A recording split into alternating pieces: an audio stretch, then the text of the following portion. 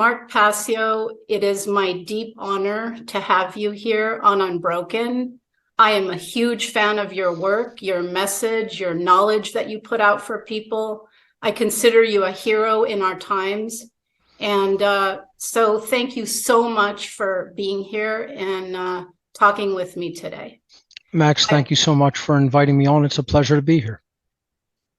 So I thought we could start with you just kind of giving a brief intro for people that don't know you. Everyone should know you, but for those that may not know you, give a little intro about who you are and how you came to do what you're doing and what you are in fact doing. Sure, thank you. Well, my name is Mark Passio of the website whatonearthishappening.com, my main website. And what I do on that page is I explore human consciousness. I explain all of the techniques of mind control that the controllers of our world have been using against people. I explain to them the occult, which simply means hidden knowledge that is leveraged against people in their ignorance to turn it into a power differential for the controllers of our world. And I explain to people a lot of grassroots solutions that they can enact and how it's of utmost importance for them to speak out themselves and to be able to create media and put that out into the world so that this information can be about how the world is being controlled and about objective morality and natural law being the solution can be conveyed to a worldwide audience and made common sense. My background in this information comes from the world of the occult. I was involved in dark occultism when I was young. I explain my background in my podcast series and in some of my presentations, where I became very disillusioned at a young age in childhood, my maybe early teen years, with organized religion, and started to realize that it was being used as a control mechanism to teach people a false sense of spirituality in order to basically control where their thought and their understanding would be able to go, to sort of keep it in a cage, keep it in a box.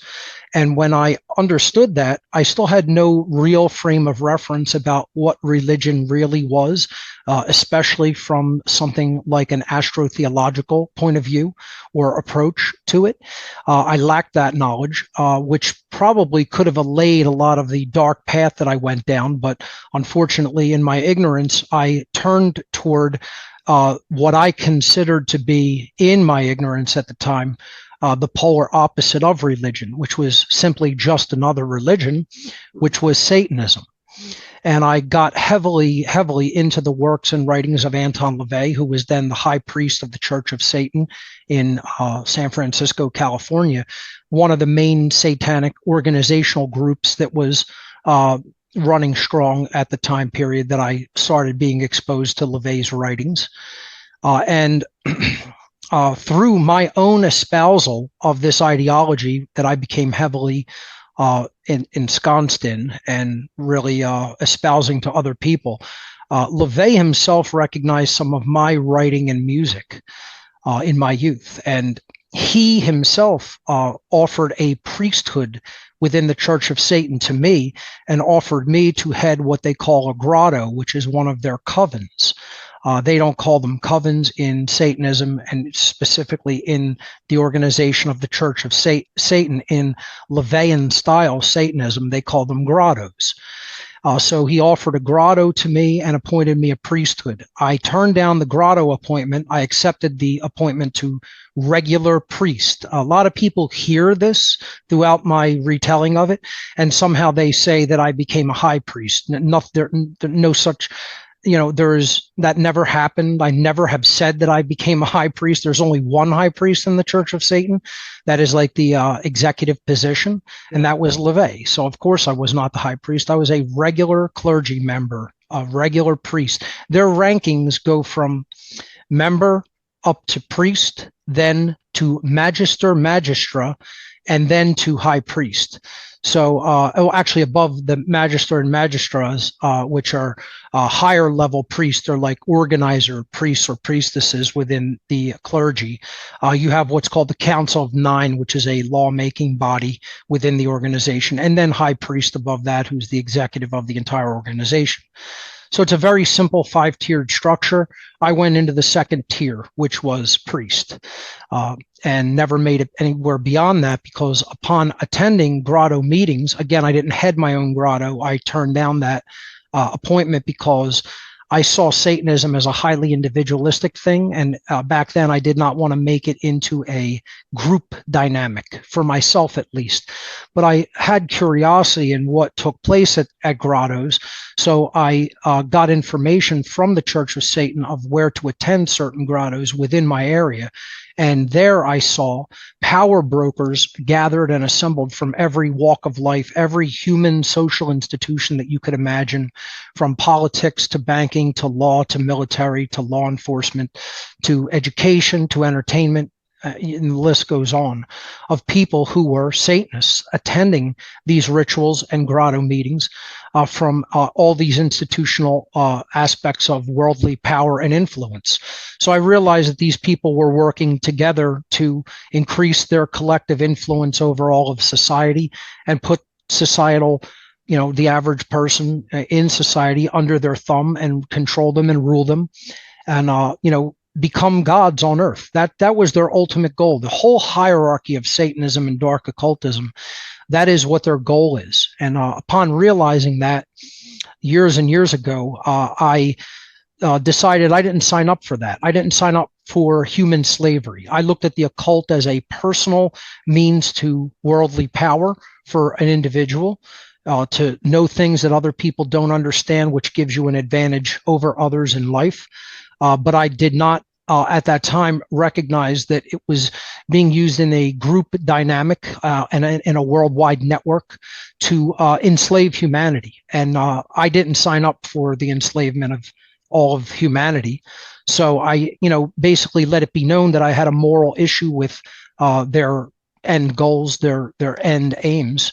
And they basically, people would think, well, it's like the mafia and they will never let you go. You'll be in it for life. And the worldwide hierarchical network of dark occultism does not work like that. At a certain level, it does. When you surpass certain ranks and get to a certain level of influence and power within it, it does. But not at the level that I was involved. At that level, they don't care if you leave. They look at it as you're just a useful tool to them. And if you want to go your own way, oh, well, you're not in the power structure anymore. Good luck. And that was their attitude toward me. And, I've been whistleblowing ever since and trying to explain to people what Satanism really is versus what they think it is, what they've been conditioned to believe it is through Hollywood and through the media and through religion and through other ignorant people. I've been trying to explain what it really is. I've been trying to explain their actual worldly power and how they exert it and how they continue it. And I've been trying to explain to people true objective morality and natural law with it, which is the only pathway out of these sick, psychopathic, dark occultist rule. That is the only way out of their enslavement system. So that's what I've been doing ever since through my website, whatonearthishappening.com. And I do that through podcasts, through interviews like this, through presentations and lecture series and seminars. Yeah. Wow. Thank you for that. As I'm listening to you, I'm thinking, I always look at my life as to the things that happened to me led me to who I am today. And in a twisted way, it was good you went into that church of Satan because you learned you basically that got you to doing what you are now, to raising consciousness, absolutely, to making people aware, right? And I myself grew up around these people. So I was always, that wasn't something that I was ever unaware of. I had some other programs that I had to open up and realize were programs. Sure. So one thing that I have been thinking about a lot is, this is what I know too, that these satanic, psychopathic, pedophile elite, I'm very aware because I actually heard them when I was young and everything. They want to be worshipped as gods, and they want a second thing, which is they want to normalize pedophilia. Yes. They want to be open about that as well. Sure. And a lot of people, they've really done a great job with their secrecy and their deception and their mind control. to the point that people don't even know that these people, it's a pyramid, and these people run, like you said, everything: education, medicine, Hollywood, media, banking, politics. Basically, anyone in any position of power, wealth, or fame has to have pledged to that club, right? Right. That's just how the world works. So that's something that I think that's why I love your work, because you're teaching people this, you're exposing this in a brilliant way. And, you know, a few years ago when this COVID hoax happened, I knew instantly it was I actually consider it a satanic ritual on Sure. the whole population. Of course. And one thing that really shocked me, it even shocked me, and I know better, but I was truly disturbed by the compliance and the apathy of the general population Yep. in relinquishing their freedom, you know, even standing, you know, having to stand 6 feet apart, having to wear the mask, and then the coercion, the totally illegal coercion of the vaccine and all that. So I think that's one of the issues that I think is so poignant right now is, well, one is a lack of knowledge, but the other is this human apathy, this inability to stand up for oneself. So I was wondering if you can speak to that. And the last thing I'll say is, I think they've made us in their image. So I think they've passed down their satanic values to us, and we're just unaware. But I think that's one of the most important things that any of us can try and do right now, is to get people out of that apathy and ignorance. Sure. A couple of things that first have to be recognized in their way of doing things, the methodology by which they work by, is they forbid certain modalities of consciousness and expressions of human characteristics for their own membership and ranking. In other words, they have rules for themselves, and then they give a polar opposite dynamic of rules to the general population, and they try to make them they try to make them do all the things that are considered sins and or weaknesses for their own ranks. So let me explain that a little bit. Okay. What they consider in their own ranks the highest of all degradations that could possibly be expressed within a human being is lack of intelligence, or simply human stupidity.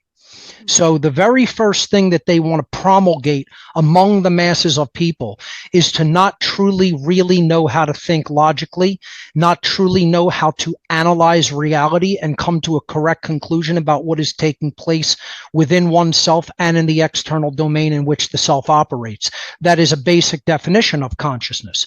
So in other words, they want pure consciousness for themselves. They want correct understanding. They want to understand and recognize the truth of what is taking place, but they want to keep other people from that understanding and that recognition themselves. So they want consciousness, and they want the population in a state of unconsciousness. This is very simple, because that is what enables their rulership over other people. If people are ultra conscious and aware of everything that is going on, they're going to be very difficult to manipulate and control. If they're unconscious people, it's going to be a piece of cake for a ruling class to manipulate them and control them and lead them down the path of slavery. So this is the first thing that they try to do. They are giving people their mindset in one way, and they're giving people the opposite of their characteristics in another way. So the mindset that they want them to take on is a lower level of the satanic mindset. They want them in selfishness. They want them in egotism. They want them in care only for the self, in me consciousness, but still at that level of unawareness of what's really taking place from the grand scheme perspective of things. So again, they have rules for themselves and then rules for everybody else. They want certain characteristics for themselves. They want polar opposite characteristics of other people. The main thing that they want is they want people in a state of psychological childhood. They do not want people to be streetwise and adult. They don't want adult, streetwise human beings wandering the earth. That's not in their interest and does not help their end goals. They want naive, psychologically unsophisticated children in the world. So their goal is to keep people in this childlike naivete and not wanting any personal responsibility for anything. They want people craving safety over freedom. They want people craving other people to take care of them instead of taking personal responsibility to do things for themselves and to solve problems for themselves. So ultimately, long term, what they want to inculcate people into is ignorance, apathy, cowardice, naivete, selfishness, and inaction, and abdication of all personal responsibility. So what are all these things when we put them together? If we take all of those characteristics and we join them together and we analyze what we have, I call this cosmic childhood. They want us in a state of permanent, cosmic, naive childhood. They don't want us growing up at a cosmic level of understanding. They don't want cosmic adulthood. And what we have to do is analyze what are the psychological factors that keep people in a state of cosmic childhood. They are self-loathing, the desire not to take personal responsibility for oneself, the desire for other people to care for your interests and needs, but not take your own care and interest in your own needs, to not actually take on the personal responsibility to change the world for the better on your own. Forget about waiting for anybody else to do it. It's about your own personal responsibility and action toward a better human future, not waiting for someone else to do it. So this is what the satanic mindset breeds in people. It's what it cultivates in people. It's what it tries to keep people in the state and condition of, so that they're just a piece of cake to rule. It's a very, very simple matter. It's child's play, literally, pun intended, to rule over naive children who don't know any better. It's another thing altogether, and infinitely more difficult to try to take power and control over people who are truly standing in their own individuated sovereignty, selfhood, pure self-respect, knowledge, care, and personal responsibility to take the responsibility for anything that comes down the pike. That's very, very challenging and difficult to try to take the reins of power over other people like that. But over childish, naive people that don't know any better and ultimately really don't care. They don't even have their own interests in mind. They don't even truly care about being free. It's the snap of a fingers to a sorcerer. It's nothing. Child's play. So, and this is the dynamics I've been trying to explain to people for over 16 years now. And it's not moved along very well, because you realize, as you said, looking at the whole COVID psyop, people have been very inculcated into that mindset. It's very firmly solidified, and people don't want that personal responsibility. They want to cower in the corner.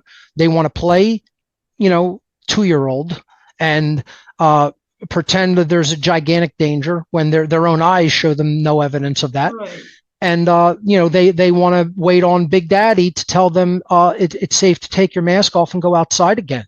It's really disturbing and sad, quite frankly. It really is. And I mean, I totally agree with you. I've often said, I think humanity's stuck at about age 7, Right. They're completely in childhood.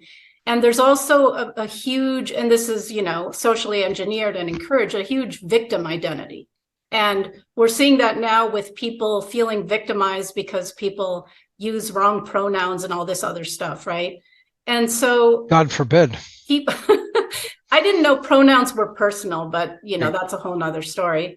But it's really disturbing because, people are in childhood, and therefore they want mommy and daddy government or mommy and daddy global agency to tell them what to do. Right. But what they're being led to do is extremely harmful to themselves and to all life on earth in general. That's right.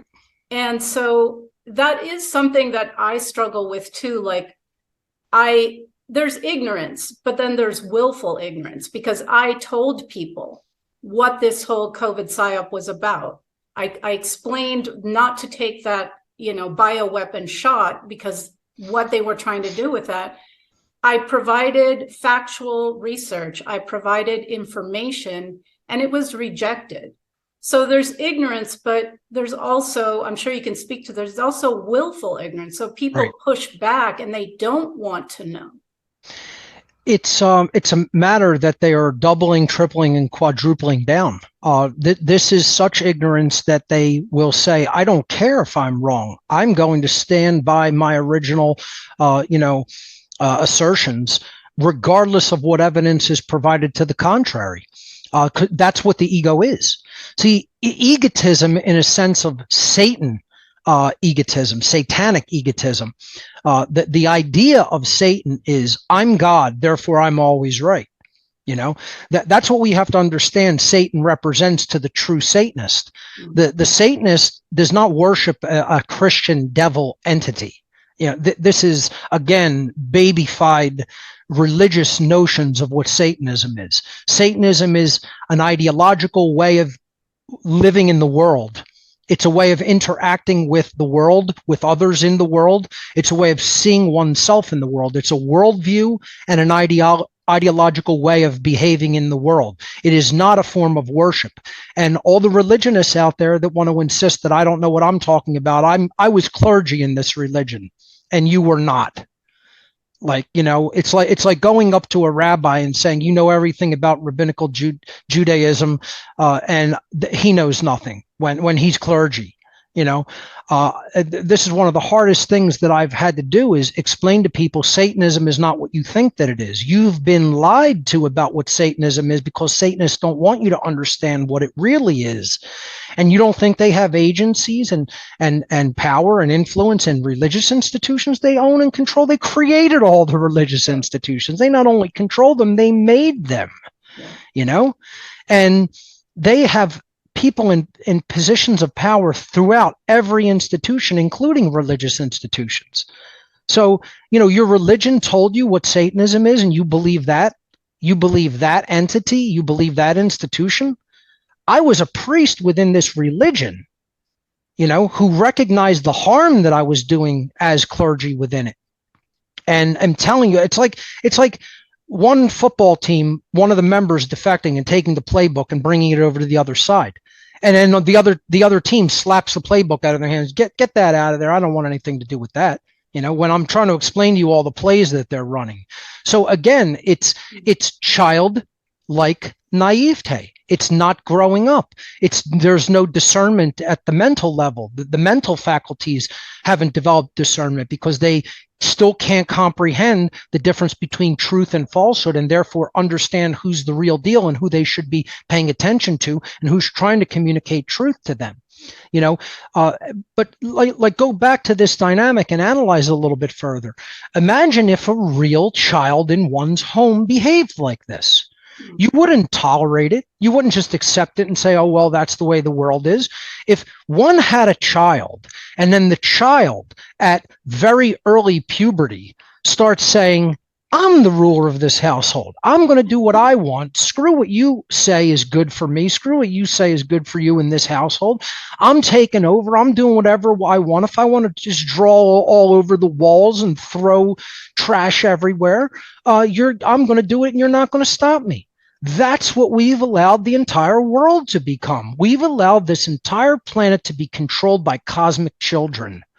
I'm talking about even at the level of what we call the elitists, or, they're cosmic children. They're no different than the people that they've mind controlled and inculcated into a lower level variant of their religion. So I mean, this is the brilliant thing on the part of these controllers, though. They know how to psychologically manipulate people. The genius of what they do is they have given people a very lower level variant of their mindset. So I call that mini me Satanism. Mini me, for Dr. Evil's mini me from Austin Powers. He looks like him, but he's very, very, very tiny. He's a little version. He's not as powerful. They give you that mini me version of themselves to instill as a virus up here. And you're running around thinking that you're the big thing, and you're not. You're controlled by the big thing. You're his lackey. You're that force's lackey. That's what people are inculcated into. They're not being given the religion of the elites per se. They're being given a lower level, watered down variant of it at a very low level that keeps their mind and ego, keeps them continuously expressing all the things that keep them controlled, and keeps them refusing to accept all the things that will lead to their liberation. That's how genius the mind control strategy of these, globalist Satanists works.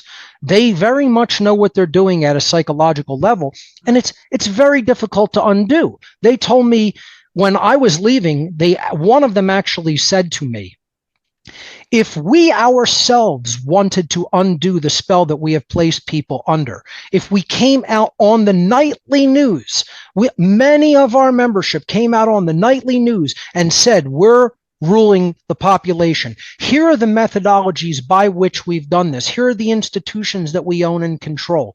And we explain the whole scheme since human time immemorial of how we've come into this position of worldly power, how we maintain it, how we've manipulated people. And we explained all of it from a psychological perspective.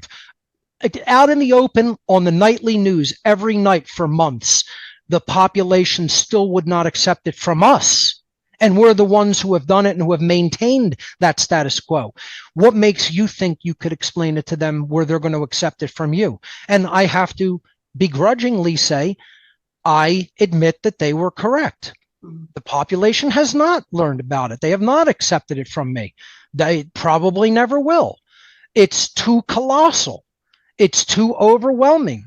They're not psychologically, mentally, and psychologically sophisticated enough to understand. They're children, still at a base level of consciousness. Now, if they work heavily to really, really, really work on themselves and try to understand this at a deep, profound psychological level, maybe some of them can come up in consciousness and come out of that type of mind control and learn how it really works. But the thing that keeps them locked in the prison, in the psychological prison without bars, is the ego. And the ego is always trying to tell them, you're right, that person's wrong. You know what's going on, other people don't. You can't admit that you were wrong. You can't admit that you were duped. You can't admit that you got played. You can't admit that you bought into things that were false. See, this is the shadow work. This is the things that you don't really like or want to engage with or want to admit about yourself. This is what I had to do for years after I left the Satanic priesthood. I had to sit with myself and tell myself, I just got played. I just got duped. I just got used as a tool. I didn't know what the truth was. It was something altogether different than what I thought it to be. And I was a fool, and I joined a cult, and I was a bad person for having done so. Now, how am I going to work through that? How am I going to own that? How am I going to make amends for that? And that was a years-long process. That wasn't a couple of days. Right. Looking in a mirror. That wasn't a couple of weeks laying in bed depressed. That was years in that condition until I finally worked my mind out of that state through deep, intensive shadow work. And most people don't want to do that. Most people want to run away from that kind of work. They want to say, really deeply psychoanalyze myself from a profound level of consciousness and from a profound level of confronting the things that I know that I don't like about myself. Oh, get away from me with that. Yeah. But put that a million miles in that direction, but keep it away from me. That's the difficult thing that we have to bring people to do. That's the healing work, true healing work internally, and then we could turn to the external work of trying to influence other people by explaining to them what we know, what we've gone through, how we've healed ourselves, and repeat the process for someone else. Yeah. And I totally agree. But see, doing that, and I've done that internal process, and I still do because I don't think it's ever done. I'm always finding subconscious beliefs of mine that are distorted and whatnot. But to do that work is to be free. So I would choose freedom, and I'm willing to do and have been willing to do that hard work to be internally free. So one thing I want to ask you your thought on, because this is something I ponder. So technically, we all have free will, right?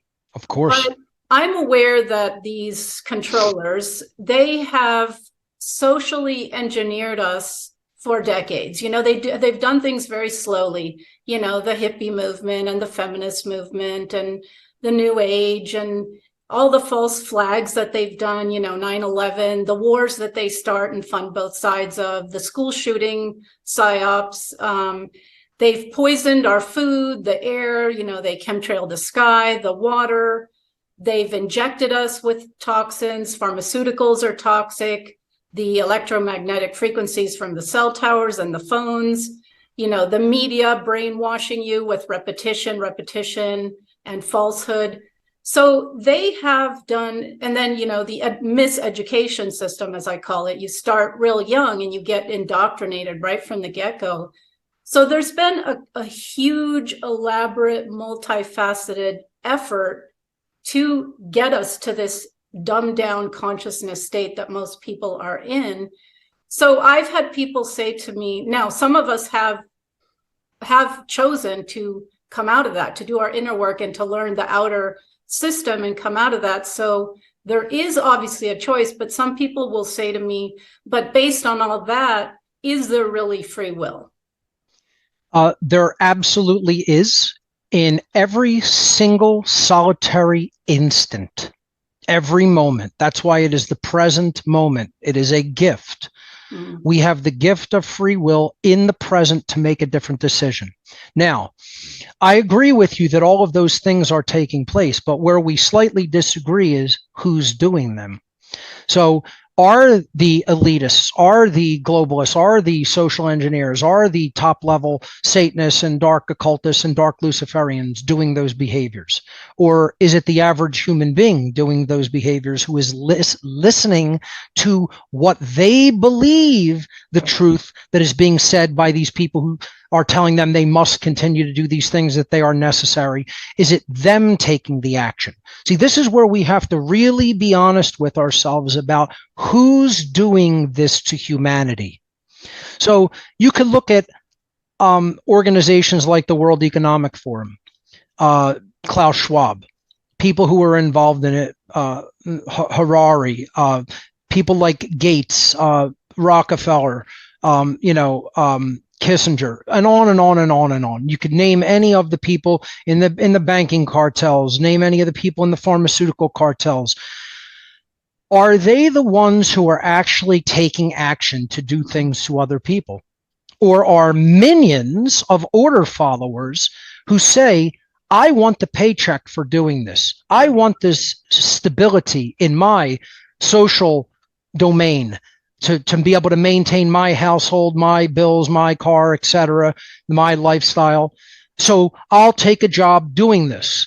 And then they're the ones who are actually doing these things. Is Henry Kissinger getting up in a plane and spraying chemtrails on people? Is George Soros beating people in the street when they don't do things that the global elites want them to do? Is he going with a M4 rifle and lighting people up in other countries because they didn't go along with, some agenda? No. Yeah. Idiot order followers do that. This is what we're not having the conversation about at a global level, that order following is evil. It's never a virtue. It doesn't matter if good people are giving people orders. See, I say this to people. People come back with, well, what if we're given good moral orders? There's no such thing. I cannot command anybody to perform moral behavior. Even if I told you, I command you go out and feed the homeless, and you just do it just because I said so, it's still evil. It's still evil. This is what people have to come to the conscious recognition of. If you do any behavior just for the belief that you must do it because you were told to do it, and you didn't consciously come to the recognition yourself through analyzing whether that behavior is truly moral or not, then you have performed an act of evil through the abdication of your own free will. To take your free will, put it in the toilet and flush it down is an act of evil. And that's what people have to understand is so important about free will. Free will is the greatest gift that creation has ever granted to any being. And human beings have it because we have the type of complexified brain and the whole neural circuitry within us to be able to analyze and correctly determine whether a behavior is a right or a wrong, whether our action in performing that behavior initiates harm to another sentient being or does not initiate harm to another sentient being. If it does initiate harm to another sentient being, that is called an immoral behavior. It is a wrongdoing. It is a transgression against natural law. If the behavior does not initiate harm against another sentient being, then we reserve it to be able to do it as a right because it does not initiate harm to other sentient beings. So my question to people is, who is doing the actual manifested wrong and immoral behavior that you spoke about so correctly that it is being done in your question? Who are the ones who are enacting all of that harm? Is it the ones all the way at the top? This adage that the fish stinks from the head? No, that old adage is false. It is not correct. We have to stop seeing that as conventional wisdom as being correct. The fish does not rot from the head. Okay? The pyramid is held up from the bottom, not the top. The pyramid of stone is held up from the bottom of the structure. The top of it supports none of the weight. The bottom of it supports all of the weight. People have to stop following orders that they are told to do that they have no moral right to perform. The people who are really taking on all the karmic debt are not the people at the top. They take on the least amount of karmic debt. All you have to do to envision how karma works is take a pyramid, and that represents people's behavior. Now invert the pyramid. Okay, no, don't even invert it. Put another pyramid on the side, and that's the commensurate amount of karma. So two pyramids side by side, one representing behavior, one representing karma. The elitists are at the top. Okay, but all the people at the bottom of the pyramid is who performs the behaviors for them when commanded. Karma works the same way. They get karmic consequence, but it's the least amount, and the most amount of the karmic consequence comes from the people who actually take the behavior, and in so doing, support the structure of violence and control, continuate the structure, condone the structure, and let it continue on and on and on. They are the people who are making the dark new world order manifest into physical earthly manifestation by the performance of the behaviors that they perform. And this, again, combined with Satanism, there will be people who will say everything that I've said in this interview is incorrect. I know this. I'm certain of it because I've heard it over and over and over. It's one of the reasons that my work really doesn't get the traction that it deserves and requires to propagate to the masses. Almost all of the masses of people don't believe that I'm correct. They have not studied these dynamics enough to come to the correct conclusions through the trivium method of truth discovery for themselves, either because they don't have enough prerequisite information to make that deterministic process, that decision-making process, and come to the correct determination themselves, or they have such an amount of incorrect information that they are clinging on to religiously with deep religious fervor. They're so under a trance-like state of mind that they're saying to themselves, it can't be true. It has to be true what my pastor told me. It has to be true what my teacher told me. And ladies and gentlemen, that's what Satan is. That is the very definition of what Satan is in real world Satanism. It's your mind clinging on to something that hurts you and your freedom and hurts others and the freedom of others. And you're clinging on to it like it's life itself depends upon it, when you have hinged your entire mental faculties and worldview on something that is an illusion, that is false, that is incorrect, that is wrong, that can never lead to anything good, that can never lead to true liberation. And you are bringing all of that destruction, all of that slavery down upon yourself. I word it like it's like throwing a hook up to the top of a shaky wall made of brick, and you're just yanking on the hook, bringing it down upon your own body. This is what almost everybody in our world is doing by virtue of their incorrect thinking. The literal way that they think is destroying them and everybody else. It's bringing that brick wall down upon their body and head. Yeah. And they cannot see it. They cannot see it because the ego is still too in the way. And the ego is that force that says, this guy is wrong. I'm not going to look into this. I believe what I believe already. Screw that new information. I don't really care. It sounds too out there for me. And these are two of the biggest things. You got to learn what Satanism is. You got to learn how karma really works. If you don't understand the enemy and their mindset, and if you don't understand what they've been trying to hide from you about how the world actually works, that you still have not figured out. Because if people did figure it out, this is all they'd be talking about. This is all they'd be teaching other people. They would become public figures if they wanted the world to change toward true freedom. They would become public figures and they would teach this. They would teach what Satanism is. They would teach what real morality is. They would teach the way out to other people. And how few people are doing that in the world. It's a tiny little, almost insignificant handful. And the effort just isn't enough. The effort is paltry. It's a paltry effort that is essentially leading hardly anywhere. It's leading to such tiny little change that I describe it as someone's house is burning down, and luckily they themselves have got out of the house, but it's now an inferno, a conflagration. And they're begging all of my possessions. I have, good memories in that house. I have all kinds of valuables, etc. Okay, it's burning down. Luckily, your life is saved, but you're outside the house and you're asking for people, bring water, bring water. We need fire trucks here to put it out before everything is consumed. And someone brings you a thimble full of water and says, here. And go, well, aren't you grateful that you got the thimble? Or why didn't you say thank you when the person handed you the thimble? When you're looking at them like, do you see that? Like, what's this going to do? We have to realize when effort is insufficient. There are requirements for creating real world change. This isn't some pie in the sky, woo-woo nonsense, we're seeing the world through rose-colored sunglasses.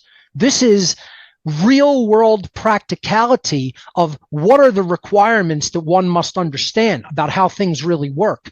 And then how are you going to change people's thought so that they change their behavior and stop doing the harmful things that they're doing? Yeah. How many people's behavior is changing? How many people are quitting their jobs and saying, screw that job, I'm doing harm as a result of doing it, I'm not going to continue to follow those orders? Or how many people are just gladly plunging another needle in someone's arm, injecting poison into them? Yeah. How many cops are just beating people up because they're told to? Or how many soldiers are just out there killing just because they're told to? How many people are poisoning people with pharmaceuticals just because they're making a paycheck doing it? It's on and on and on, the immoral behavior. The immoral behavior is so colossal. It's not a question of who's doing it. It's a question of who has refused to do it. Yeah. The majority of human beings take a paycheck to do immoral behaviors, and that's what has to change. And people don't understand that that's what has to change. They're not even talking about this. Hardly anyone ever discusses the dynamic of, you need to tell people that they're a bad person for continuing to do the behaviors that initiate harm to other sentient beings. How many people go and butcher animals every day, creating all that enormity of suffering? That talk about a satanic ritual. The amount of death that occurs in the animal kingdom because we still, and I'm not militant about this, but I recognize karmically how much it affects human beings because we still believe we own the animal kingdom and that's our food source. We actually hire people to go and kill all day long, and we don't think that we're absorbing that karmic consequence and debt with what we have done to animal life on this planet. It's overwhelmingly negative karma. And, and we're being farmed. I explain this to people and they're horrified by the notion that human beings are a product on a farm. The Earth is a farm. It has been divided into sub-farms called nation states. That's it. Countries are farms. Human beings are the product. That's the only reason the elitists don't want catastrophic environmental collapse, ecological collapse. They want to keep running the farm. They're not interested in the animals, their lives. It's not for your betterment. It's for the betterment of the farm so that the farm can keep operationally running and creating a profit and controlling the livestock on it. That's all it's for. Yeah. No, I think the most important point you made, and I fully agree. I've said it differently. I've said the psychopaths will do what they do, but it's the people that need to say no, that need to stand up, right? And so you're absolutely right. There's very few of them. And without our participation and consent and enforcing their edicts, nothing would happen. I mean, that was something, for example, with the COVID thing. If people just said, hell no, I'm not going to shut down my business and my livelihood. I'm not going to stop, going to my neighbor's house or my grandma's house or going to church or whatever. I'm not going to do it. Nothing would have happened, right? If people said, I'm not wearing this thing and covering my nose and mouth and stifling my breathing, I'm not going to do that. Nothing, they would never have been able to do what they've done globally without the participation and consent of people. All of their power comes from us. If we say no, it's game over. I mean, the bag of bones that someone like Anthony Fauci is, did he command everybody to wear a mask? Like if I nudged him like this with my elbow, it would look like, in Avengers Endgame, like when Thanos makes people disappear and they blow into dust. If I nudged Fauci with my elbow like that, he'd blow into dust. It would look like Thanos, executed the Infinity Stones on him. That's what a bag of bones, some clown like that is. Like he has no power. Like he can't physically do something to anybody. I'd blow on him. It would be like dandelion spores going across a field. I'm serious. No, God forbid if I actually struck him, what it would look like a water balloon popped, But that is one of the deceptions. They've convinced us as a human population that we're powerless. And yet, in my view, with all the resources and things they've thrown at us to devolve our consciousness and make us slaves, that says to me that we are actually quite powerful, right? So if we were to grow up, if we were to, they use trauma. It's called trauma-based mind control. So they've used trauma individually and collectively to fragment us, to program us. If we do that inner work and put ourselves back together and really saying the word no, right? And I fully agree with you. And you mentioned police and military, and I would add teachers, because right now they are sexualizing children in the school system. They are teaching kindergartners about masturbation, oral sex, same sex. They're basically giving books to kids kindergarten and on up that are essentially pornography, which alters the brain, especially the developing brain. No one in their right mind, I think, maybe there's some brainwashed people who think this is good, but most people, most teachers, I'm going to guess, know this is severely harmful to children, and it's normalizing pedophilia. It's making children vulnerable to pedophiles. So but they won't say no to that's something that happened to me. I really have a rage about that. Sure. And so I've said it on air before to teachers: walk out en masse, refuse to teach this shit curriculum. If you all walk out, what are they going to do? Or parents. Don't send your kid to those indoctrination centers called public schools. If they're teaching your kids this, if they're ruining your child's brain and life with this kind of sexualization, pull your kids out of school, find an alternative. So I fully agree with you. It's really up to us to stop consenting. And more than that, the people that actually do their dirty work for them. So what's your sense about that? Because I don't feel very optimistic. Like you said, people say, some nurses and doctors, for example, during COVID refused, but most went along with it, full knowing that they were harming. Whenever I see chemtrails in my sky, I give the finger to the plane and I say to the person, what the fuck are you doing? Spraying harmful crap on your fellow humans and the trees and the animals. Like, what do you think? Could you imagine coming face to face with those people? They don't care at all. Not even a tiny, tiny, tiny little bit. They will say to you, as long as I'm getting paid, screw you. They would do it on their own family. It doesn't matter. It doesn't even matter where they live. People go like, oh, well, they got to live somewhere. Would they spray it on their own people? Yes. That is how gone their soul is.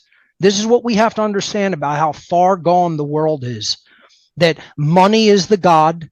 They do not care about anything except receiving a paycheck. They believe that is life and survival, and that is all they enshrine. That's all they venerate and enshrine as what is to be put up on a pedestal like a god, is money, survival, physicality, being able to continue putting food on the table. They don't care who they have to hurt. These are the people that if you said murder other human beings and you will continue to eat, that's all they care about. They don't care about any other dynamic. They don't care about what is right. And see, the elitists have this attitude. The part of their structure of what you might call karmic law is they have to tell people what they're doing, and any compliance or any not saying no, any not totally refusing to submit is tacit complicity. It means you're tacitly saying yes if you're not overtly saying no. Right. No is the lost word. In Freemasonry, when you get to the highest levels of Freemasonry, you learn, if you're studying true esoteric Freemasonry in a lodge system that has not been corrupted, you learn that the word of all power, what is called the lost word in the tradition of Freemasonry, the occult tradition called Freemasonry, is the word no. It is the lost word. And what it means is it's the lost modality of consciousness that almost no human being will speak. No, almost no human being will vocally say no to evil. Will say, it doesn't matter what you promise me. It doesn't matter what level of creature comfort you put before me. It doesn't matter how many resources you offer me. It doesn't matter how much worldly pleasure you offer me. It doesn't matter how much money you offer to give me. I will continue to say no to evil, and I will not help or assist your agenda in any way. I will refuse it. I will resist it with everything that is in my power and strength to refuse it and resist it. And that's what spiritual victory is. Spiritual victory is saying no to evil. So then ask ourselves honestly the question and answer it honestly. How much of the population of humanity is in the state of consciousness whereby it will outrightly say no to all forms of evil and refuse to engage in those dynamics of action? Versus how many people do we see on a daily basis just going along just to get a paycheck, just to continue to feed their families, just to continue to have whatever level of creature comfort they currently enjoy and continue that, will do whatever evil tasks they are commanded to do, whether they recognize them as evil or not. You know, you could say, oh, they don't consciously know that they're evil. Everybody knows what harm is. Everybody knows they don't want harm done to them. If you don't want harm done to you, don't do it to others. It's not that difficult to recognize when a behavior is a form of harm. If you wouldn't want that done to yourself, you shouldn't do it to other people. If you don't want other people spraying chemicals on you, you shouldn't do that to them. If you don't want other people to poison your food supply, you shouldn't do it to them. If you don't want other people to put harmful chemicals and toxins in your water supply, you shouldn't do it to them. If you don't want other people to inject harmful substances in your body, you shouldn't do it to them. If you don't want other people to try to take your free will, your rights, your freedom of association, etc., the fruit of your labor, which is what taxation is the theft of, right? If you don't want other people to do that to you, don't advocate it being done to other people and don't do it to them. This isn't that hard, folks. This is the remedial class of spirituality, okay? This is the kind of things you could explain to a 3-year-old and they go, yeah, I thought everybody knew that. You know, they'll look at you like, why are you telling me this? This should be like common sense as soon as we're born into the world practically. You know, this is how remedial and in a state of a form of retardation the human population really is. They've been slowed down mentally. That's what to be retarded means, is to be slowed down. to retard something, if I retard the flow of water, it's not a negative connotation. It means I've slowed down the flow. Then that's all it means. It means that there is a slowness to the process of mental uptake where you're not really getting it, where there's a block, there's some type of blockage in that sewer pipe that is not allowing the water to flow. It has been retarded, and that's what a blockage mentally does. That's what mental viruses are instilled. That's what mind control is all about. Getting people to say it absolutely cannot be that way, because I've been told by all of the people in all the institutions around me my whole life, oh no, it works this different way. And that's all mind control ultimately involves. You take someone from an impressionable, naive, young state of consciousness, you keep repeating a lie to them over and over and over and over and over until it solidifies like a cancerous tumor inside the body, blocks up all other kinds of processes in the body, and then leads to death and destruction. And people still can't figure it out that it's what they believe. The thoughts are what lead to the physical manifestations in the world. This is the first principle of all occult knowledge, is thoughts become things. What we think eventually leads to our behaviors, which then leads to real world manifested conditions in our environment that then we must live in. We are literally creating the slop that we have to lie down in. Yeah. And people still don't understand how it works. They still don't grasp it. They still can't see it. They're too low IQ. They're too indoctrinated. And look, I fully recognize that as powerful as my message has been over the years, and I will be the first to tell you I don't believe in false humility. I don't believe in counterproductive pride either. But my information has been the master key. I've accumulated, aggregated, put it together in a synthesis that explains it in a way that any human being could recognize it and understand it as the truth and then apply it in their life. And I've probably done that to a higher level than any human being thus far. And I'm not saying that out of arrogance, out of egotism. I'm saying it because I take an actual step back and take an objective look at the work, the colossal effort of work that I have put forward. People are hearing me for the first time and you don't know what I've done over the 16 years I've been doing this. You have no idea the amount of work that I have out there. It would be a labor of love just to go through all of my work, let alone all of my mentors and all the people that have put out all different seemingly disparate pieces of information that I've aggregated, analyzed, put together, and brought this solution forward. Even to do that would be a colossal effort. So I'm trying to explain to people, you can have all of the answers that humanity needs, and they're just too trapped in the ego to accept that that's the answer. They like playing God. They want to be wrong. They want to cling to being wrong because they can't say I was wrong. The ego is the block in the pipe that prevents the flow of acceptance of the truth. The ability to say I was wrong. And it's not a bad thing to be wrong. To be wrong is to recognize what's not the correct way to go about doing something. I am wrong all the time, constantly about different things. And it's like you learn what not to do. Then you don't repeat that and keep doing it in a vicious cycle. So you waste your energy and you just end up with disastrous results. This is what humanity is doing because they can't say the most powerful phrase that can ever be said. I was wrong. It's not that big of a shameful thing to be able to say that you were wrong, that you got fooled, that you got duped, that you thought the wrong thing. This is what I've had to explain to people. Imagine being a public figure and trying to explain to people.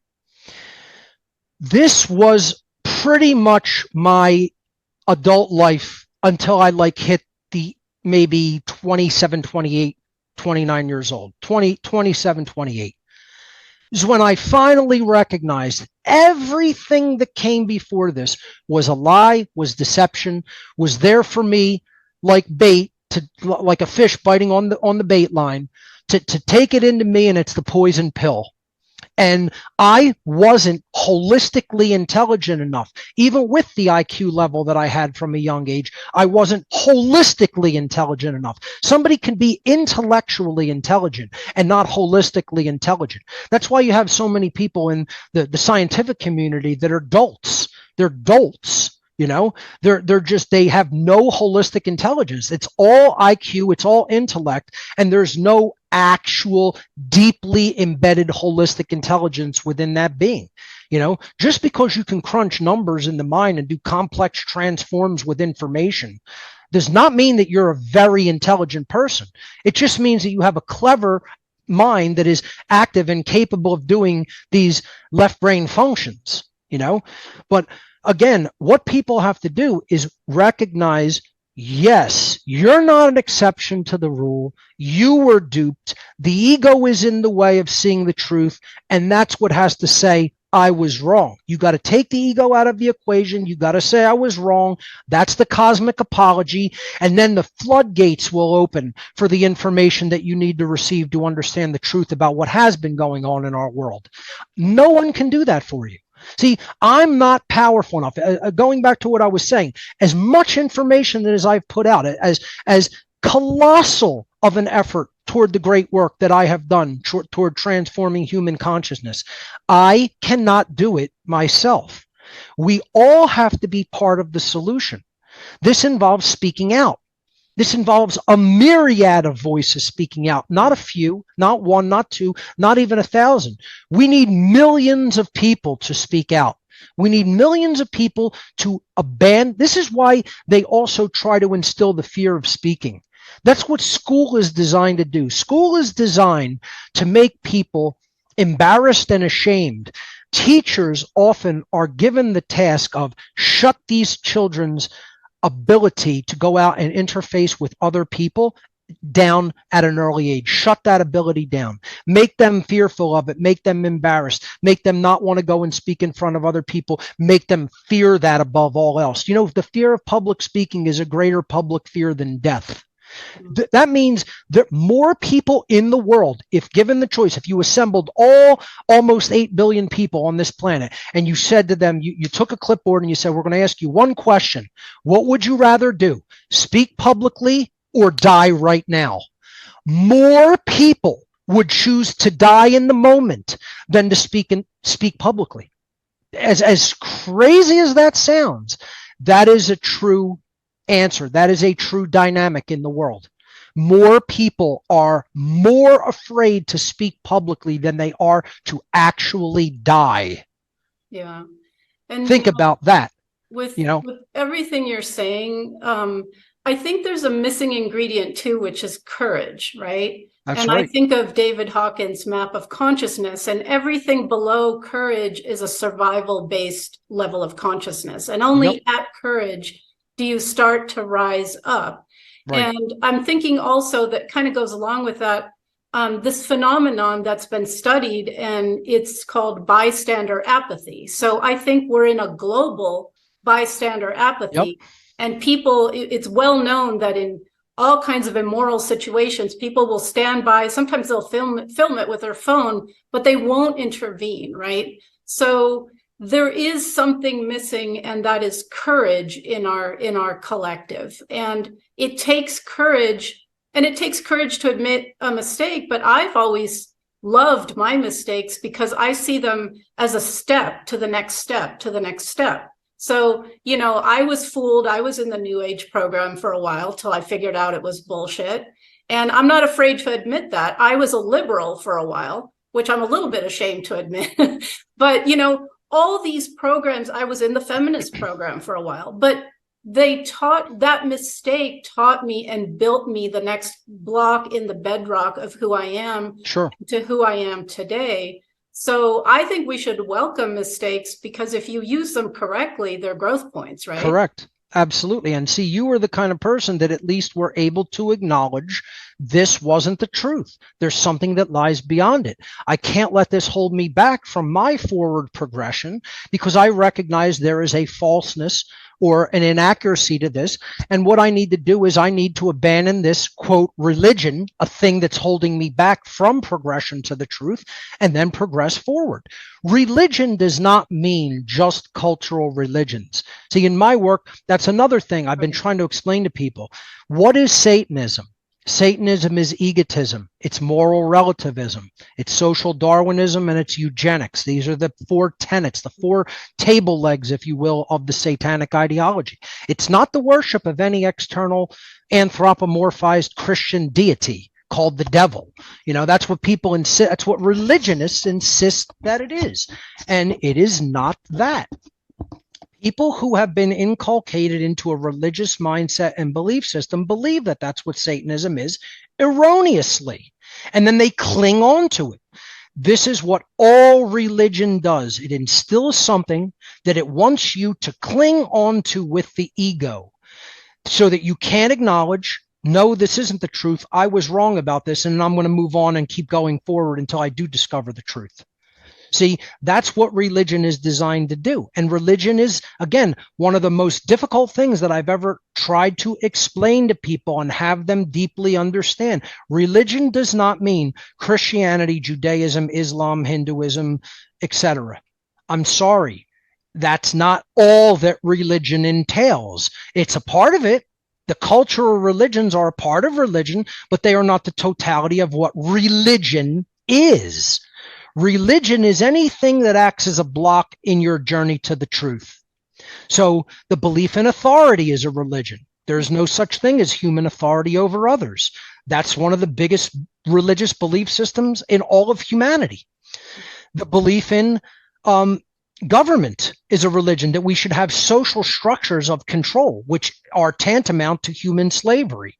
And they are immoral because they constrict free will. They don't really protect anybody. That's an illusion. And this behavior in and of itself is violent, is duress, and is immoral. So that's a religion. How many people are trapped in just those religions of authority and government? How many people are trapped in the religion that money is the most all-powerful force that there is, that we should put that on a pedestal and it should be our God? And this is the thing that they should love above all else and aspire to above all else. Earthly power, fame, wealth, all of that. These are religions. How about the religion of just familial or romantic love taking precedence over truth? That can become a religion. Not saying that these things are not good dynamics in life in general when they're in a state of balance. How many people have chosen a spouse over a journey toward the truth because the spouse isn't ready for the truth? And a quote relationship, again, I don't consider it a true relationship, but a bond of a kind that resembles an actual relationship has been forged, and the person will choose the individual as opposed to the principles that are involved in a journey to the truth. They'll choose a human being over principles and real values. That's religion. Anything that blocks us from discovery of truth is religion. And this is what people have to understand about this dynamic. Going back to your, original question, these people simply don't want the moral responsibility to determine what is true. That's why they can't say those words. They can't admit that they were wrong. They stay within their comfort zone and the little box that's been created for their consciousness so that it can't expand outward from there, because they feel, oh, little me can't determine the vastness of this. This institution must have it right. So they double down and they say, well, my political ideology had to be true because look at how many other people believe in it, and look at the institution that's putting out all of this information and putting these candidates forward. They can't all be wrong, and then I can't be wrong for being a member, and I can't be immoral. How many teachers go, oh, well, I'm a teacher and I'm involved in the Board of Education condones all of this. No, this whole structure can't be wrong. How many nurses? Oh, this came down through the FDA. This was approved by all of these organizations. This pharmaceutical company researched it all. The hospital board of directors approved all of this. My administrative, coordinator approved everything. And this is the protocol. I can't be doing something immoral or wrong. See, it's not at the top. The fish does not rot from the head. It comes down to the individual with free will being able to say, this is not right. This is incorrect. See, if you get information incorrect and you don't have the truth in hand, it will lead to immoral behavior. That's why the word right, meaning definitionally, it is correct. It is true. When we say, yes, that's right, that's true, that's correct, you got the correct answer, that is right. It is the same word. That is right. That is moral. That does not harm another person. That is within your natural law rights to enact. That is a right action. It is morally right. But factually being right leads to being morally right. That's why to be factually wrong and not get the answer correct is then going to lead to immoral behavior. That's why the ability to recognize truth leads to whether one's actions in life are moral or not. The people who are holistically more intelligent than others will align their behavior to moral law better than others. Those who are just clever or just have a lot of intellect, but they don't really align their behavior, they don't really have holistic intelligence regarding morality, will not align their behavior to what is truly moral under natural law. And so they'll continue to take a paycheck, continue to never acknowledge that they were wrong, because that's what the ego is. The ego is runaway intellect and runaway belief that you aren't wrong, you can't be duped, that you already have all the information that you need, that you already have the answer correct. And nothing could be further from the truth for about 99.99 human beings on this planet. They do not have the answers in hand. They have not vetted the truth. They have not vetted the information with the trivium process. They have not come to the understanding of the truth. They have not even gathered the knowledge. They're not even the first step of the trivium, which is gathering of information. They don't even have that information in hand. They have a tiny bit of information. They think they have the whole thing. It's like, again, having a thimble full of water and you need a swimming pool full of water, or you need an ocean full of water, and you have this much in the bottom of the glass, and you think, well, that's all I need. No, you need a whole lot more. A whole lot more than that. And you don't currently have it. That's the problem, is most people are dealing with this much and saying that's all I need. And no, you need a flood. You need a deluge. And what you say, this is something I've noticed. It's really frustrating, and I think people have been indoctrinated to this. But truth and morality are 100% objective. And yet that's most people think that they are subjective. And so you're a master at this. So I was wondering if you could, sort of synthesize what is natural law, because I think people are confused and they believe that man-made law is moral and truthful, which it is not. And so they figure if they obey that, then they're doing the right thing. But I have, I taught my daughter this since she was a small child. If a law is immoral, I'm not going to obey it. That's just the way that it is. So I think a little bit of an understanding of natural law will really help people to focus on their morality. So the first thing that I do when explaining natural law to people is I explain what it absolutely is not and has 100% nothing whatsoever to do with. So when people hear the word natural, they're already brainwashed. They're already indoctrinated. They're already under a form of mind control through the repetition of a word and the association with that word with other concepts, to believe that the word means something other than what it actually means. So the word natural comes from the root in ancient Egyptian, netcher. NTR is the transliteration into English of the hieroglyph that represents the word netcher. Netcher literally means of or related. It literally means God or spirit. Okay. So then the suffix al, where we're going to tack on to nature and then al, right? Natural, right? Al is ancient Sanskrit for of or related to or having to do with, okay? So we put them together. Of, related to, or having to do with God or spirit, with the natural world. It does not mean related to the animal kingdom, related to what we think of as the law of the jungle. So natural law has nothing to do with the law of animals. It has nothing to do with the so-called law of the jungle, with nature as a dog-eat-dog world. So get all of those notions of Darwinism out of your mind when we're talking about natural law. It has nothing to do with Darwinism. It has nothing to do with survival of the fittest. It has nothing to do with the law of the jungle. This is not the law of the jungle of whoever the strongest animal is can eat the other animals. That is Darwinism, and it's nonsense, actually. Right. It's so satanic. Throw it out altogether. That is what the Satanists want people to extrude into the human domain through social Darwinism, which is one of their main tenets.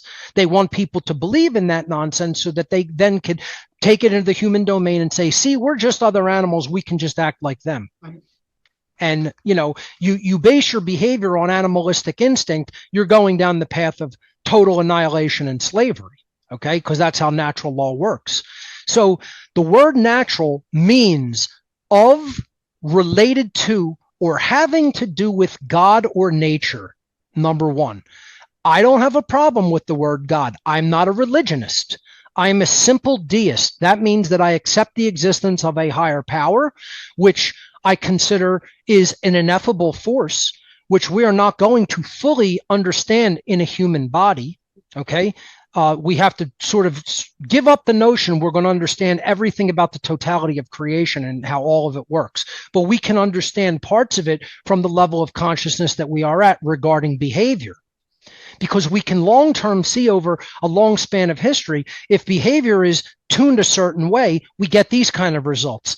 And if we engage with behavior a completely different way, we get completely different results. We have to look at that over large swaths of time, not just pinpoints in the moment. So the word law definitionally means a condition that is inherent, meaning that it's not man-made, it's inherent to nature, that is binding and immutable. Okay, so gravity is a law. Okay, if I drop these glasses, they will fall toward the center of the planet. Okay, that's a law. They won't fall up, they won't fall left, they won't fall right, they'll fall downward. Okay, a liquid will take the shape of its container. That's another form of a law. It's a law of dynamics. Okay, there's electromagnetic laws that determine what happens with energy and how energy flows. And we can go on and on. There's a million natural laws. There's a million physical laws.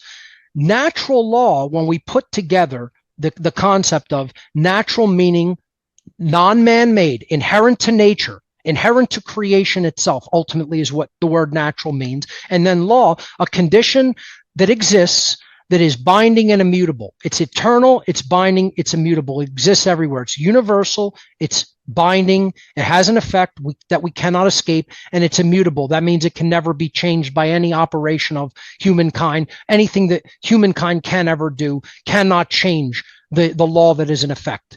So putting these together, natural law is a set of universal, non-man-made, binding and immutable conditions, unchangeable conditions that govern something very specific. Natural law governs humankind's behavioral decisions and the behaviors that they enact in the world, and then brings to us the consequences of the behaviors that we choose to enact. So they are behavioral laws of human beings that bind human beings' behavior and bring us a result depending on whether our behavior was moral or immoral. So these are the laws of karma. These are karmic laws. They're universal, cosmic laws of karma. Okay, that's what natural law is. No man or institutional body, no human being has made these laws. They exist they're built into creation, just like gravity and electromagnetism. It's just another law that the universe created since its existence, or you could say that God created upon the creation of the universe. So if you did not make the universe and its laws, you didn't make natural law. Let me say that again. If the only being, intelligence, or entity that created natural law is the same force that created all matter in the universe and all laws that govern all of the matter of the universe. So I think, I've explained it clearly enough for people to understand these are not man-made laws. These are God-made laws. These are the laws of the creator of the universe that made the universe and put all the other laws of the universe into effect upon the creation of the universe. So I think that's pretty established. The second thing is these laws can never be outside of operation.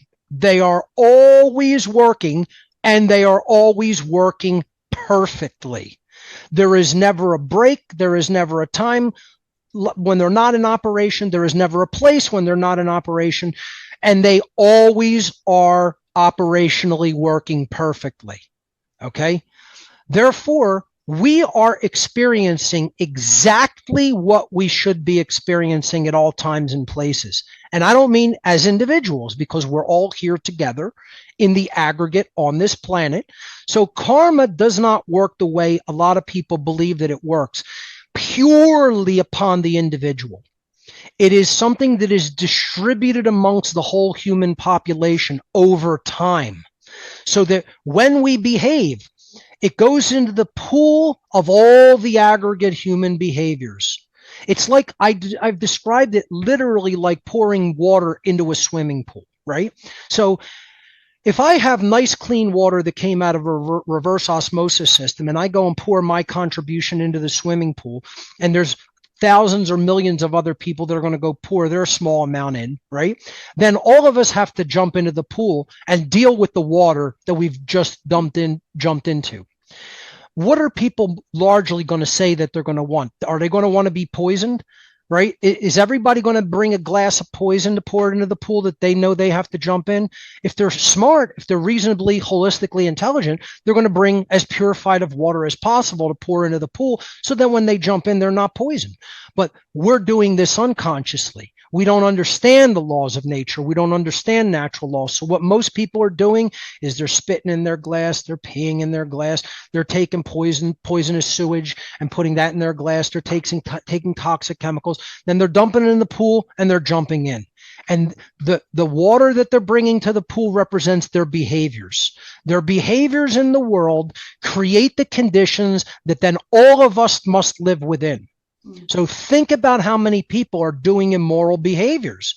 How many people have the objective knowledge of the difference between right behavior and wrong behavior? And I wanted to know this. I wanted to know how many people out there are conscious of what is the difference between a right and a wrong. And the best way I found of doing that was doing person on the street interviews, doing social experiments. We would go out with a team, do a social experiment in all different areas. And we would simply say, if someone knows the difference between right and wrong, then it would be very reasonable to conclude they know what a right behavior is. They know what a right is. What is a right? If I have the right to do something, tell me what a right is. Just give me the simple definition of what a human right actually is. Can you define a human right? That's the only question we asked.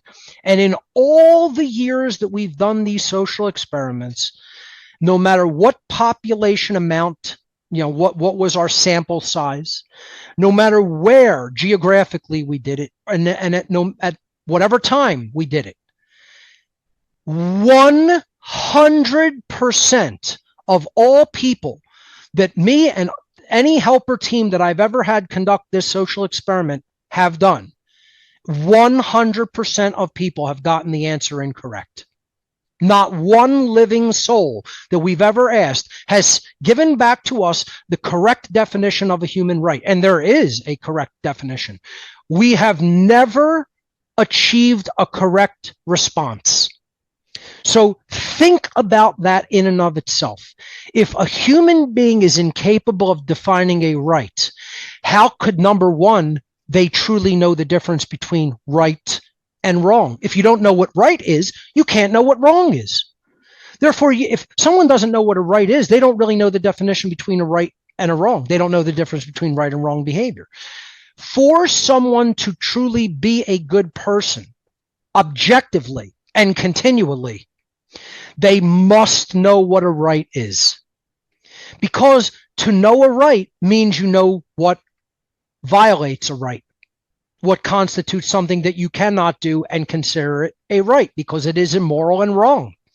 So here is the correct definition that every human being should know. Every adult human being, even children really, should know the definition of a human right. A right is an action that does not initiate harm to another sentient being. The end. That's it. That's it. If you do something and it does not initiate harm to another being, and I don't mean an accidental thing like, oh, you left your parking brake off. That's negligence. It's not a deliberate wrongdoing, right? And okay, it rolled over someone's foot on a downhill slope and that broke their foot and harmed them. I understand you could do things non-intentionally that cause harm. We are talking about the initiation of harm, meaning you deliberately, through your free will, set this into motion, regardless of why you justified it. See, justifications don't matter when it comes to natural law, right? So the person who's injecting everybody with harmful substances just because they believe this is the right thing to do, no, you're still personally responsible. All the people that just threw gas chamber switches at Auschwitz and Sobibor and Treblinka, et cetera, because you think this is the right thing to do, you're still responsible. Soldiers that go over and fight wars of aggression because, they think there's a danger and you're just murdering other people at the behest of your sick, insane government, you're still responsible. Police who obey the laws of politicians that are outside the realm of natural law and they go and harm other people, exercising their rights, they're still responsible and they're still karmically indebted. So natural law governs the aggregate behavioral decisions and actions of human beings. When they go out into the world and act in their behavior, if their behavior is in alignment with right, meaning they have the true right to do that thing, then one result is created. If they go out into the world, regardless of what mental processes or justifications they came to, or regardless of whatever processes led to their decision making, they still have free will and they are still acting of their own accord, regardless of how brainwashed they are. Okay? They go and act, and that negative karmic debt and consequence goes into the world and affects the entire world in the aggregate. So the first thing we have to understand before we look at the result is, what are the wrongdoings under natural law?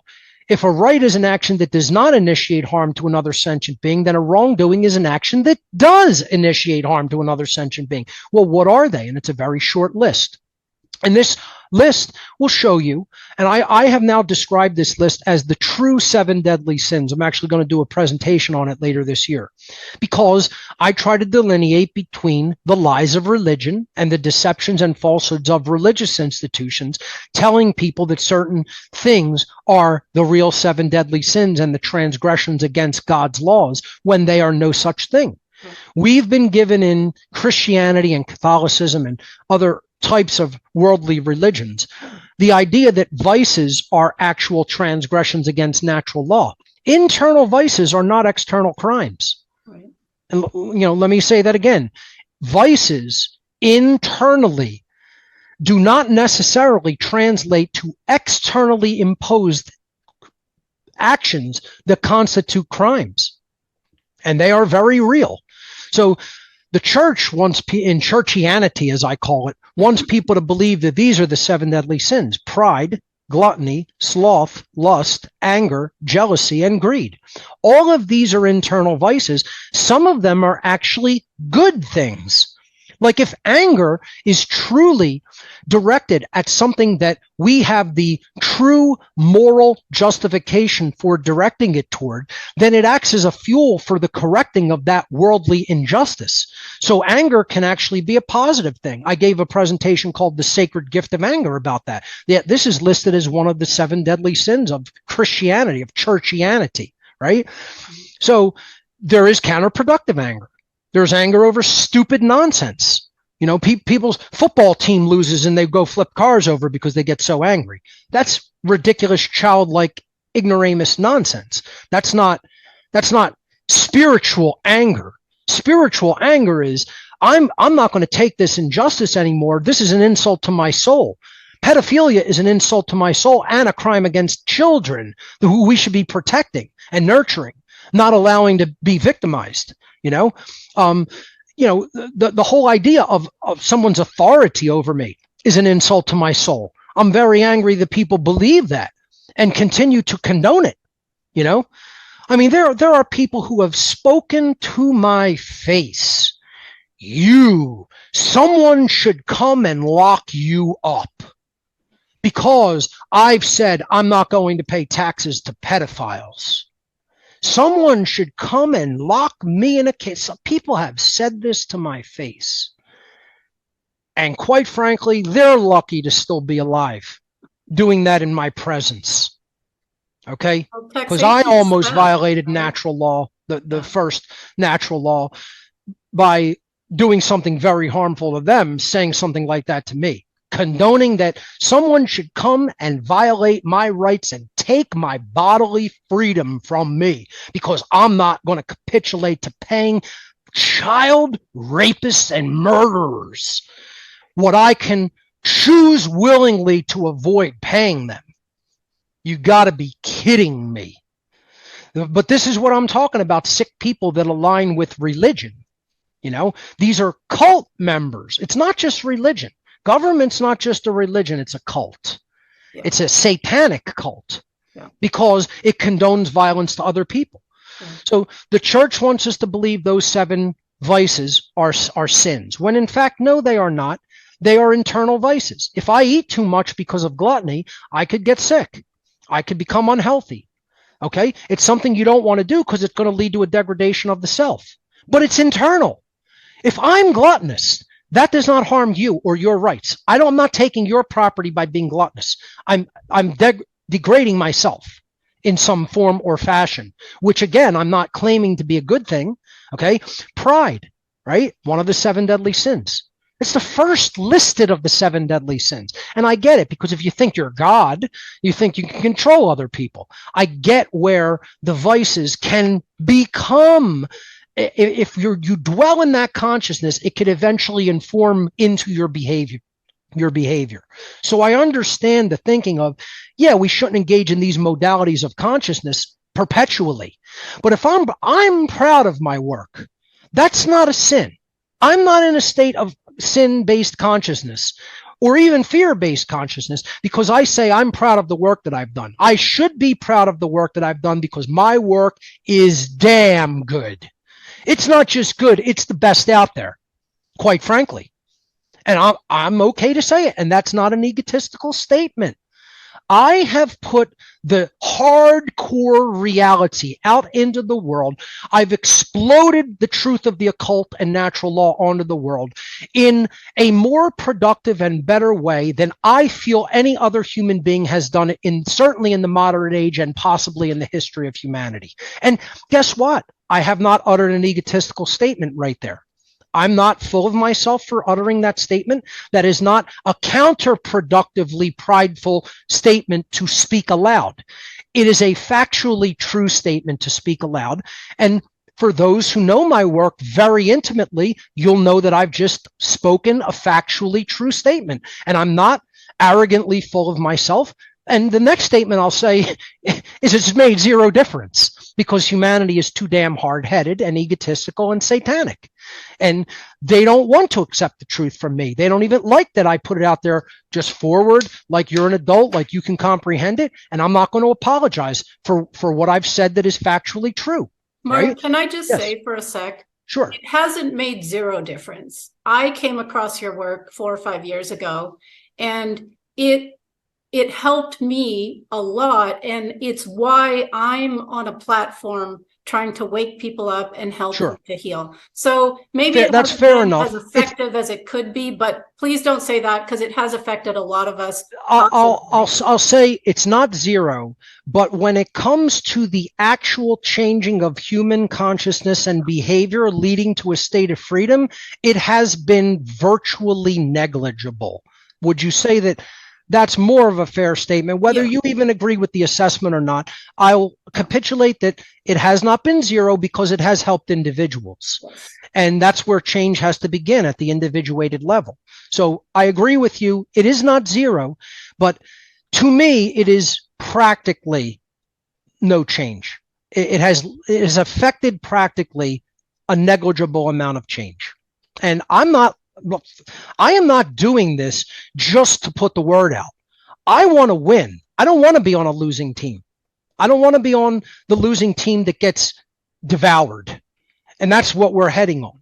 You know, I've chosen my side, and unfortunately, I seem to have chosen the losing side. And I don't want to lose. That doesn't mean I necessarily want to go back and help the Satanists that I was working with, but I don't want to lose. I'm not in this to lose. I'm not doing all the effort that I'm doing to lose. I'm not playing to lose. I want human consciousness to change and us to be free in my lifetime, so I live physically in a state of freedom. I agree with you. Freedom has to come first mentally and spiritually. But there's another dynamic of freedom that is all of our birthright, and that's physical freedom. And we don't have that. We are physically held under duress. That's what enslavement is. Yeah. You know, that's the form of covert slavery we are currently living in.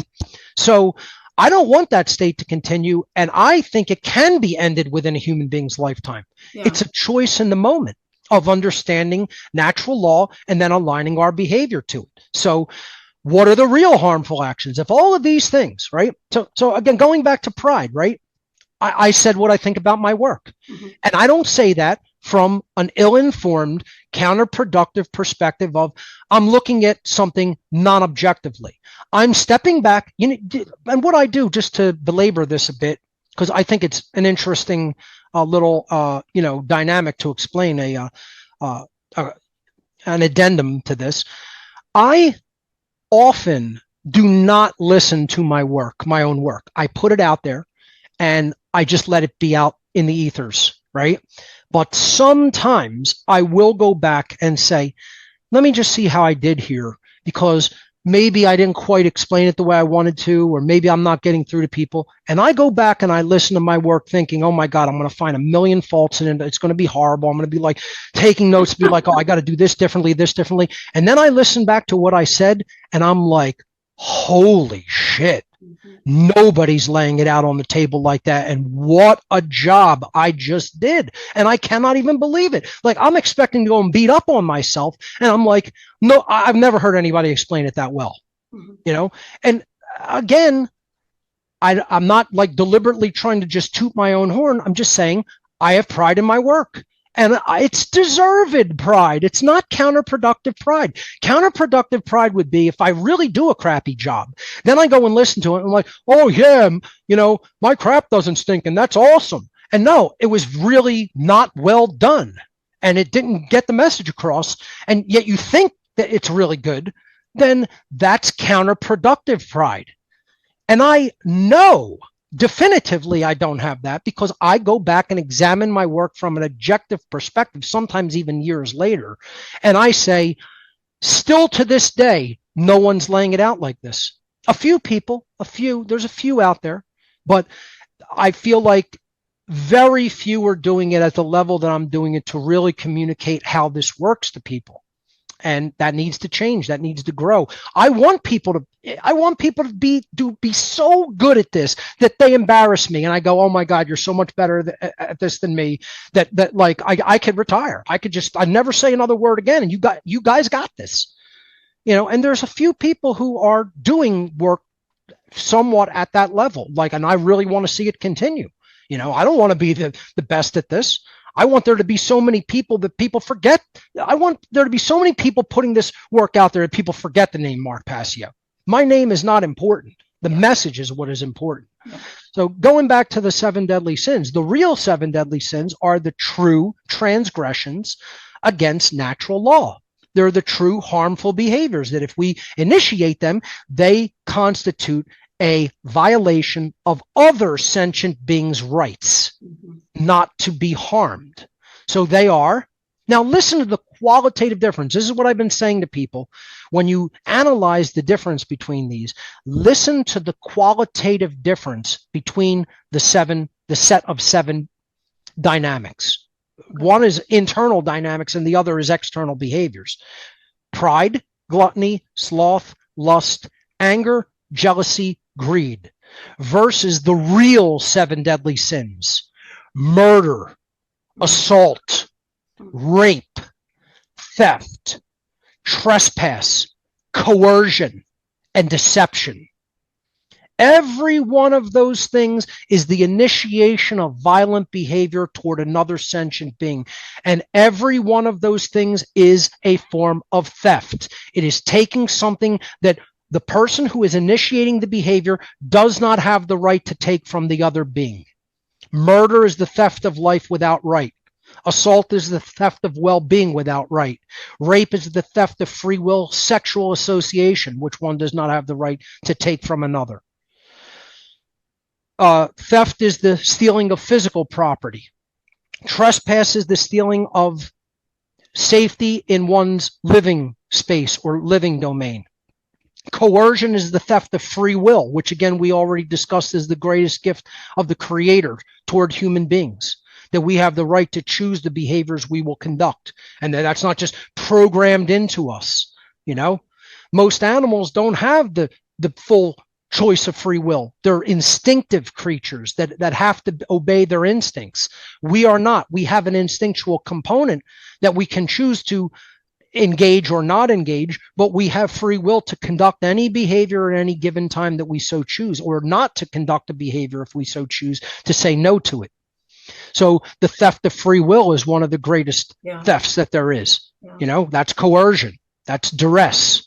And deception is the theft of the being's ability to make a conscious and informed decision by poisoning the well of information.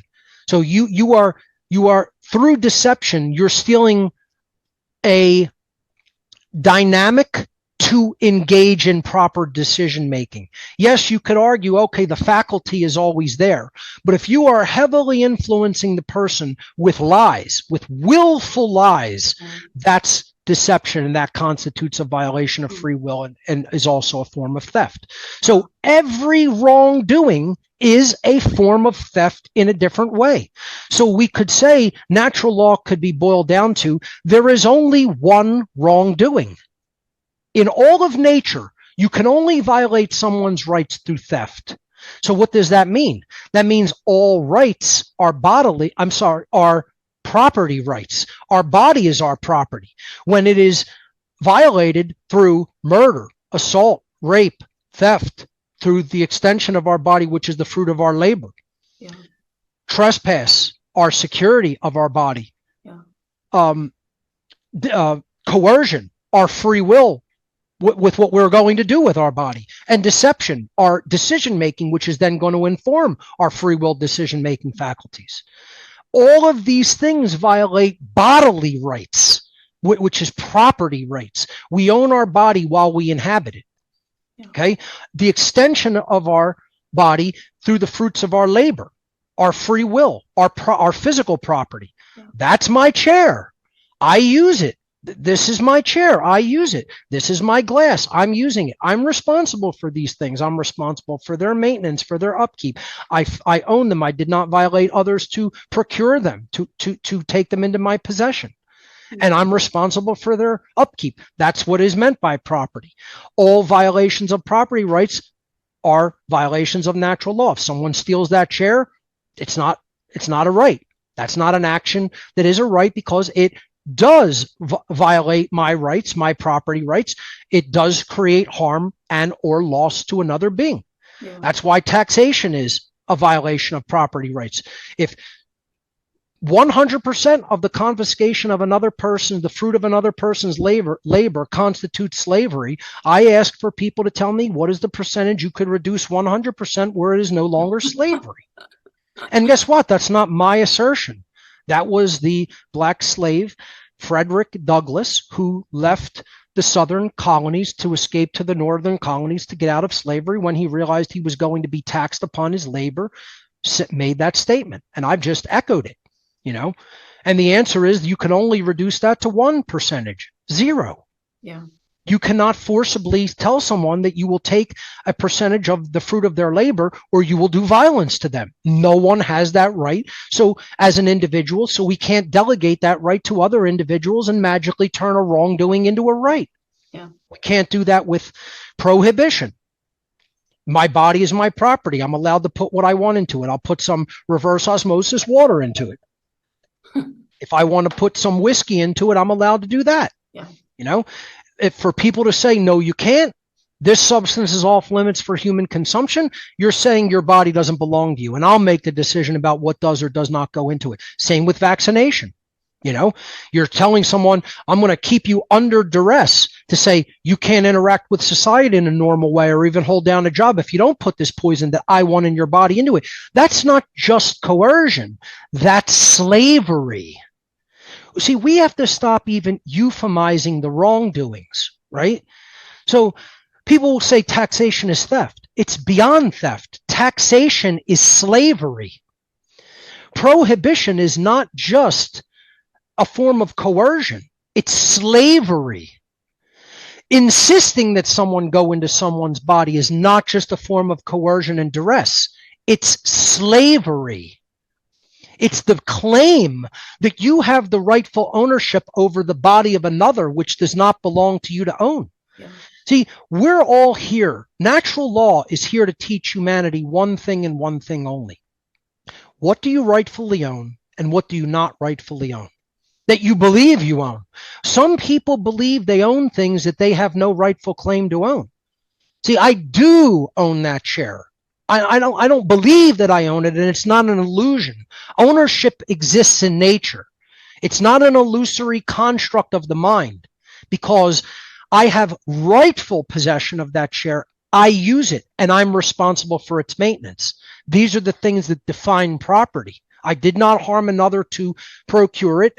I rightfully own it. I am responsible for it. That's why it's rightfully mine. It's the same with my body. I have stewardship of my body while my consciousness is in its possession. I own it. Okay. I'm responsible for its upkeep. No one else is. Okay. And I can't do things that are harmful to others with it. Okay. That's what constitutes the ownership of my body. We are here to learn what we own and what we don't own. And the problem is there is so much total and utter confusion in people's minds because of mind control, because of religion, because of 100% wrong thinking that is going on in their mind that they want to continue to justify. They believe that they own things that they don't own. They believe that they believe that it's perfectly morally justifiable to condone the ownership of other people, to say this person has authority over you. You must obey them. You are morally obligated to obey their commands called laws, or they can do violence unto your body and or take all the fruit of your labor away from you and or take your physical freedom and throw you in a cage under duress and coercion. This is violence. This is the condoning of violence.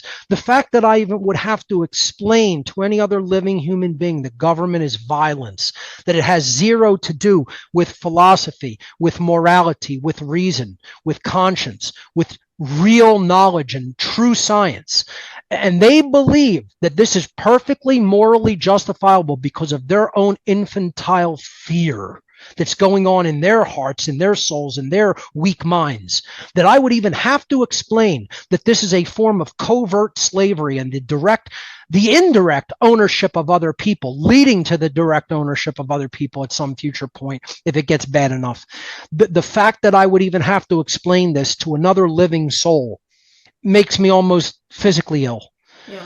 That this isn't consciously recognized as an adult as common sense, and the people wouldn't just stop morally condoning it. Stop saying that it's okay. Stop speaking of it in the form of something that we need instead of slavery. It's never been anything other than slavery. They just changed the name. It's euphemized.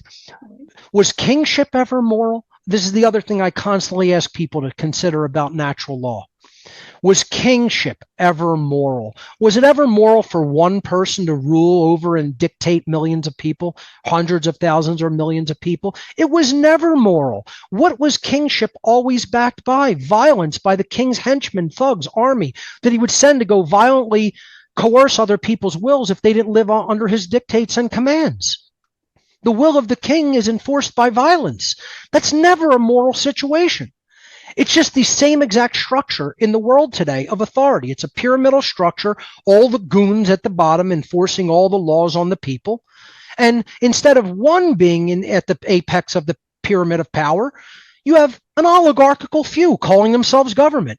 It's no longer the king at the top of the pyramid. It's now the governmental body at the top of the pyramid in any geographical region of the country, of any country, saying we're the rulers of society. We're the ruling class. We make the laws, and then our goons and henchmen force you to obey the laws through physical violence. And if you don't do that, we'll kill you. We'll cage you or kill you. How is morality present in that dynamic? Because if you don't think that that's the dynamic, you're lying to yourself. That is the exact dynamic. That's what government is and always has been. It's always been kingship, rulership, royalty, then euphemized into government. It's the same structure, just euphemized, and the people made to believe through mind control that somehow they're controlling the whole structure. No, they're dupes, they're tools. And they're the ones who are being used to conduct the violence. The very people being enslaved by the whole power structure are the ones who are being duped to conduct the violence and then absorb the brunt of the karmic consequence under natural law. Yeah. So here's what natural law comes down to wrap this question about what is it up. Natural law are the laws of the universe that governs whether an entire society of beings, a whole civilization, is free or enslaved. Just like any other law, of a physical law that governs matter, human behavior is governed in a way that brings us a result on the other end. After we act in the aggregate, we get the result, and the result is either freedom or slavery. Now, based upon the input, that will determine the output. If the input of behavior is moral, freedom will come out the other side. If the input of behavior is immoral in the aggregate, meaning in the collective sense, not just certain individuals, it acts over the whole body of humanity. If the input of behavior is immoral, the result will be slavery. Based upon that, this is how you do science. You look at long periods of time over whole systems, not just individuated tiny little pieces. You got to look at it from a systems level dynamic. This is why the Satanists wanted me in their ranks, because I'm somewhat of a systems level analyst, where I don't look at the little individual pieces. I can see how the entirety of the system works based on small input and then extrapolate over time. This is what they look for in actuaries. Actuaries are hired by major businesses and even governments to determine what actually will happen with a larger system given certain variable inputs. And I would consider myself an actuary of sorts regarding the human condition. If you look at the behavioral result, if you look at the result that we have been getting, you can only conclude that the behavioral input has been immoral over time in the whole human population. Because what are we getting? Are we getting more and more freedom? Are we getting more, decision-making power amongst the people? Are we getting more dynamic results of creativity and new outcomes and new technologies and easier ways of being and living in the world? No, we're getting tighter and tighter and tighter and tighter control, and technology is being invented to control even further. Right. with AI, coming in and how it may be being used. That it's not in and of itself the problem, but it's how it's going to be used that's going to become a big problem if we let it get out of control. So natural law boils down to one overarching dynamic. As aggregate human behavior becomes more moral, aggregate human freedom increases. So as morality in the aggregate increases, freedom increases. And as aggregate moral behavior becomes more immoral, and we condone and violate as we violate other people's rights and condone the violation of their rights, which constitutes immorality in human behavior. When that happens more in the aggregate over the whole human population, freedom decreases and human society becomes more and more enslaved. This is called the law of freedom under natural law. As morality increases, freedom increases. As morality declines, freedom declines, and enslavement takes over the human population. That's a really, I mean, that is really the clearest and most brilliant way to boil down our situation here on this planet right now. So thank you so much for that. I think that's going to really help people understand on a deep level. And, as we wrap up, I always like to leave people with solutions and Yes. something hopeful, something we can do to change this situation. So I'd love to hear what you think the solution to all this might be. Great question. And I will leave people with some quote unquote hope, not hopium, but real hope, Right. because it's a very practicable, real world solution. Everything that I've been explaining about why the human condition is a form of covert enslavement enacted through mind control is actually reversible. But it's only reversible if human beings take the moral responsibility for first learning how it really works and taking that into themselves, doing whatever shadow work they need to do the healing, to accept the truth into their lives. But then that's only step one. Just knowing is not good enough. You have to pay it forward and you have to put the truth out into the world for other people. And the good news of the whole situation is we live at a time where where technology makes that possible for the entire masses of all of humanity. Our voices can reach everybody worldwide. My voice has reached people in every single solitary country on this earth. Every country on the earth has been able to hear my voice and message. Think about the power that's inherent in that. That's not, woe is me, what can I do? I didn't kick back and go, oh, this situation is totally hopeless. It's bad. Don't get me wrong. I'll be the first to tell you how bad it is, because I'm being honest and trying to explain to people what our work actually is to do. But that doesn't mean that it's hopeless or impossible. It's still possible, or I would say nothing. The problem is not enough people have engaged the work.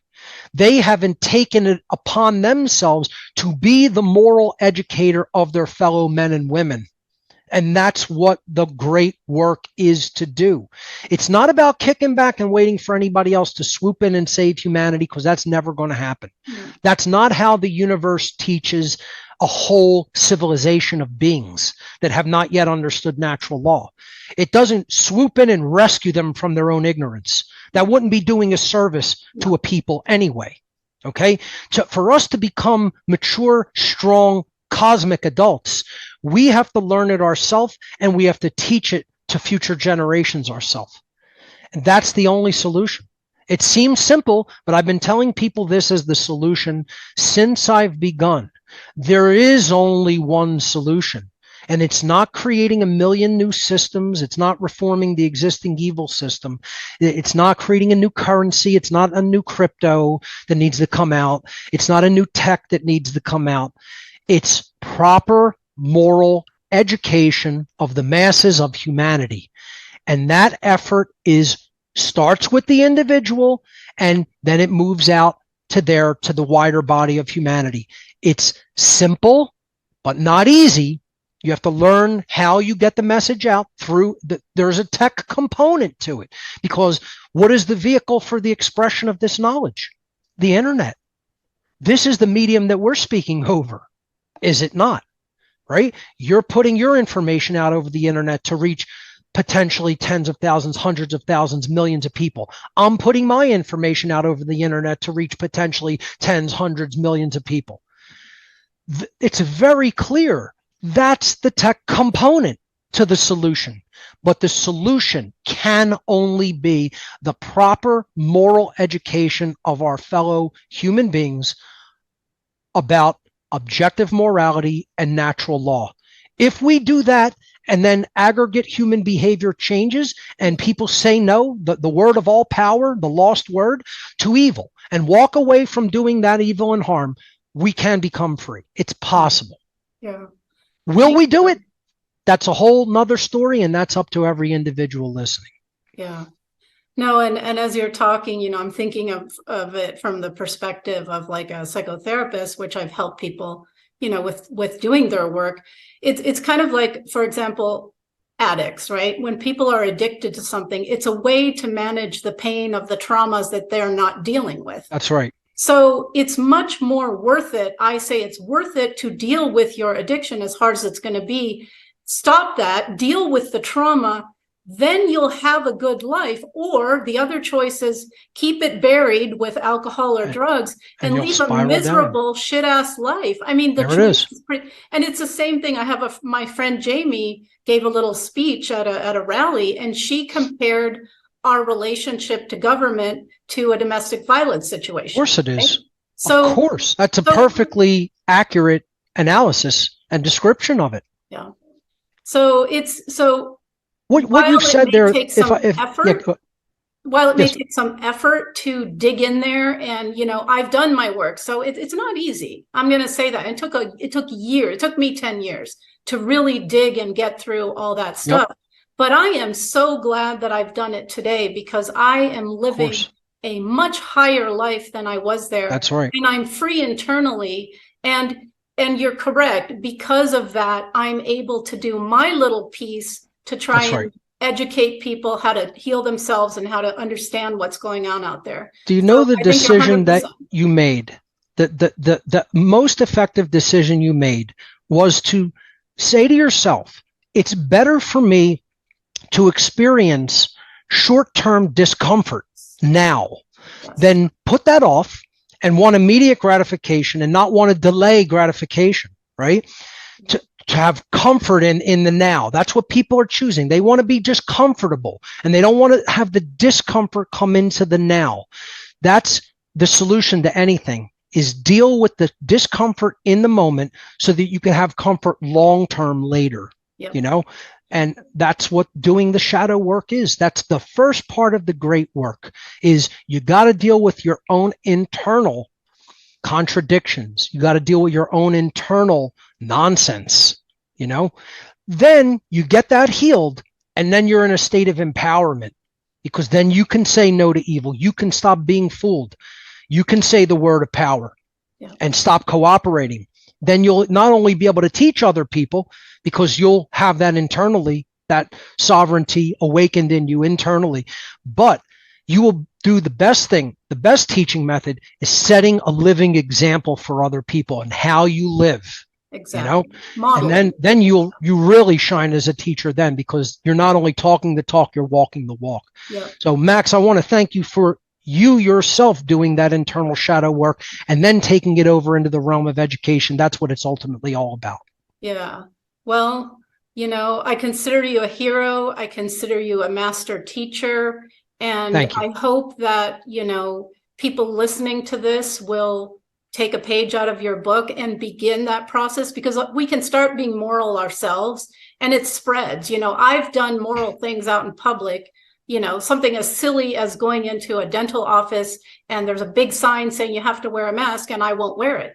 Sure. And then the woman offers me the mask and I say, no, thank you.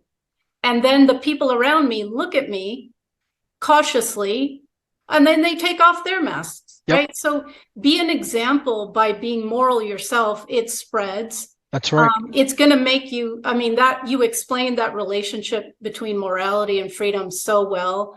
I had understood that, but not to the level that I do now. So thank you, Mark Passio, for being a hero in this world, for everything that you've done. I see you. I appreciate you. I know a lot of people who do. And I'm so grateful that you've come on Unbroken today and had this talk with me. So do you have any last words that you want to leave people with? Well, first, I just want to say, Max, thank you so much. Excellent interview. Great questions that you asked. And thank you for the work that you're doing. And I would just leave people with my website, whatonearthishappening.com. I always recommend to people to go to my podcast section and listen from the very beginning in order at your own pace. There's 273 episodes up there right now, and they're always growing in number. I do a live show each season, each year, and add to that collection. But if you start with that podcast and then you watch my other videos and seminars, etc., a whole worldview will open up to you to understand the dynamics that are really taking place in this world and how we can actually build a free society. So whatonearthishappening.com, start with the podcast section. Move through them in order. Don't skip around. Start at number one. Go through at your own pace. That's always my suggestion. And Max, thank you again. Enjoyed the interview, and thank you for all the work that you've put forward. Thank you, too.